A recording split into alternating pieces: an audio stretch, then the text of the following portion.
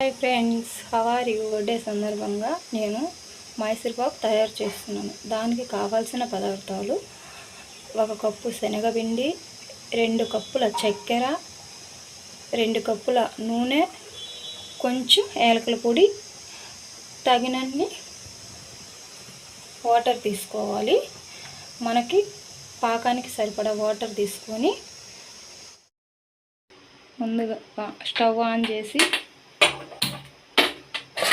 బాండిల్ పెట్టుకొని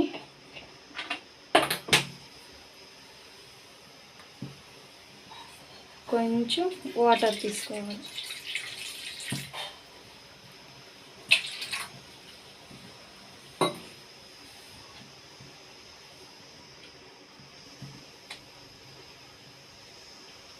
ఇప్పుడు వాటర్ వేడయ్యాక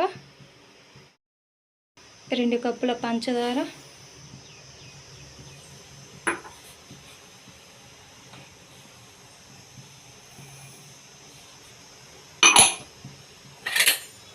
2 పంచదారని కొంచెం బాగా వాటర్లో మునిగేలా కలుపుకోవాలి. ఇది లైట్గా బాగా పాకం దగ్గర పడి తీగ పాకం వచ్చిందాక ఇలాగా కలుపుకుంటూ ఉండాలి. ఇలా పాకం రెడీ అవుతుండగానే మరో స్టవ్ వెలిగించి ఆన్ చేసుకొని 2 కప్పుల ఆయిల్ పోసుకొని దీన్ని సన్న మంట మీద వేడి చేసుకోవాలి.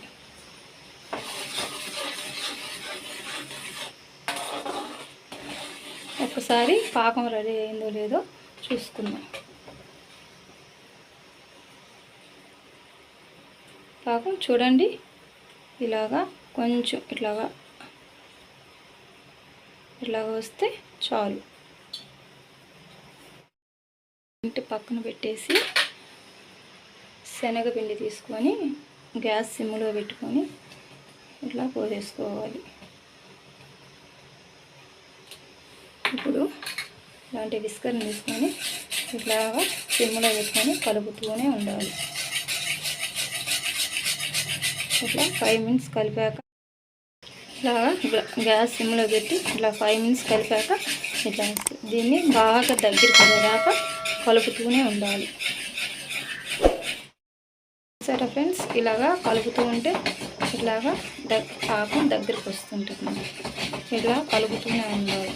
ఇట్లా మనం కలుపుకున్నా ఉంటే అడుగు అంటుకుంటుంది. సరే ఫ్రెండ్స్, ఇలాగా దగ్గర పడ్డాక పక్కనే వేడవుతున్న ఆయిల్ కొంచెంగా మైసూర్ పాకులో పోసుకుంటూ ఇట్లా కలుపుతూ ఉన్నాను. చూడండి ఫ్రెండ్స్, ఎలా పొంగుతుందో. ఇట్లా ఆయిల్ బాగా వేడవ్వాలి. ఇట్లా కలుపుకుంటూ ఆయిల్ అబ్జర్వ్ చేసే ముందే చూసారా,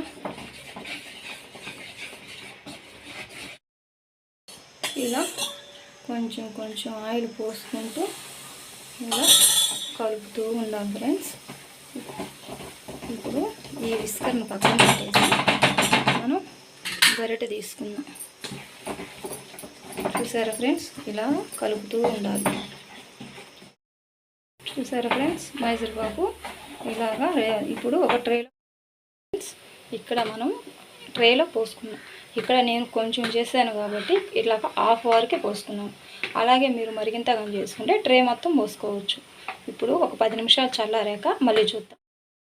ఇప్పుడు కొంచెం చల్లారాక మనం ఇలాగా గాట్లు పెట్టుకోవాలి. మరీ పూర్తిగా చల్లారితే ఇట్లాగా కట్ చేసుకుంటే మనకి మైసూర్ పాక్ ఇట్లాగా కట్ అవ్వదు.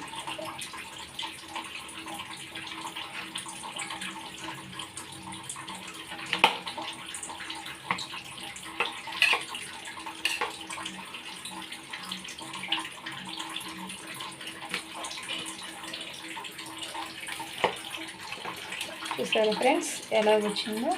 ఇప్పుడు ఇట్లా కట్ చేసాక ఒక 10 నిమిషాలు చల్లారాక మళ్ళీ చూద్దాం. Okay friends,